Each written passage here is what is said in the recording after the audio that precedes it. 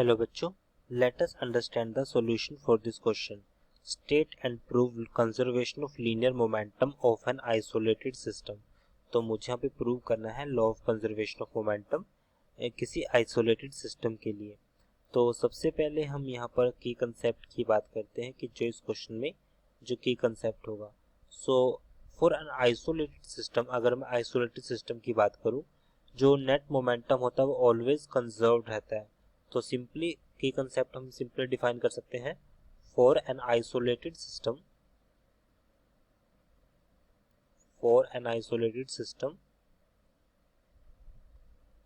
Net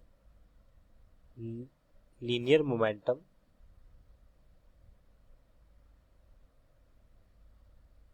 always remain conserved.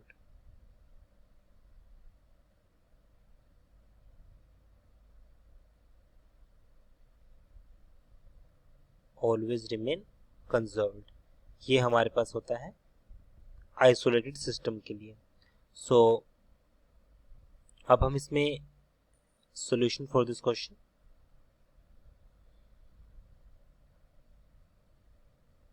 Simply ये हमारे पास है for an isolated system net linear momentum always remain conserved. तो अब हम इसमें सॉल्यूशन में देखते हैं। सपोज हमारे पास दो बॉडीज हैं जिनपे सपोज लेट टू बॉडी है हैविंग मास, सपोज मास m1 और जो मूव कर रही है late u1 is the initial velocity and v1 is final velocity.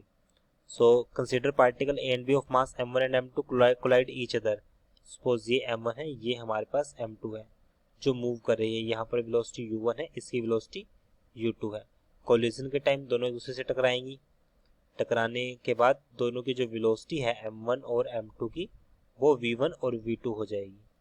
तो यहाँ पर वेलोसिटी v1 हो गई और यहाँ पर वेलोसिटी v2 हो गई, तो वेलोसिटी हमारे पास आ जाएगी। अब मैं बात करता हूँ change in momentum. Change in momentum for a, जो मोमेंटम चेंज हुआ है ए के केस में, change in momentum for a के लिए मास इनटू वेलोसिटी में जो चेंज है, मास वेलोसिटी कितनी हो गई बाद में v1, स्टार्टिंग में थी u1, ये इक्वेशन फर्स्ट हो गई।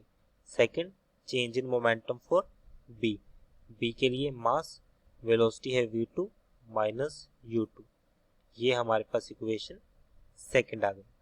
अब जैसे ही कोलिजन के टाइम अगर हम बात करें तो ए एक एवरेज फोर्स इम्पार्ट करेगा। सपोज ये ए है, ये बी है।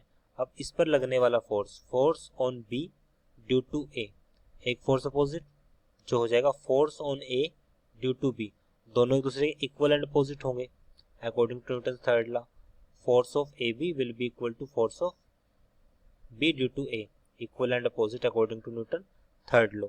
सो अब हम यहाँ पर देखते हैं जो force on B due to A, B पर ए की वजह से फोर्स, बी का मास कितना है m2 और इस पर लगने वाला एक्सेलरेशन कितना है a2, that will be equal to m2 और चेंज इन वेलोसिटी क्या हो जाएगी हमारे पास v2 minus u2 divide by time हो जाएगा t। इसी तरह a और b की मैं बात करता हूँ, force on a due to b that will be equal to m1 a1 हो जाएगा हमारे पास v1 minus u1 divide by t, ये हो जाएगा। अब दोनों इक्वेशन को हम सोल्व करते हैं और इसको यूज करते हैं जो हमने इक्वेशन यूज की थी, force on A due to B equals to force on B due to A. तो यहाँ से आएगी हमारे पास value m2 v2 minus u2 divide by t equals minus m1 v1 minus u1 divide by t। यहाँ से cancel हुआ, cancel होने के बाद यहाँ से इक्वेशन बनी हमारे पास m2 v2 minus m2 u2 equals minus m1 v1 plus m1 u1। अब दोनों जो वैल्यू हमारे पास बनी है यहाँ पे, अब हम इसको लेफ्ट साइड लेके आए, m1 v1 plus m2 v2 equal हो जाएगा m1 u1 plus m2 u2। देख सकते हैं हम यहाँ पे v1 v2 कोलिजन के बाद की वेलोसिटी है और ये हमारे पास है कोलिजन से पहले का मोमेंटम। तो ये हमारे पास क्या है, मोमेंटम आफ्टर कोलिजन, क्योंकि v1 v2 वेलोसिटी हुई है आफ्टर कोलिजन, और ये हमारे पास है momentum before collision, COLL means collision. So यहाँ से हम कह सकते हैं कि law of conservation of momentum verified. और प्रूव्ड हम बोल सकते हैं law of conservation of momentum proved. So it is our answer. I hope you understood this explanation. Thank you.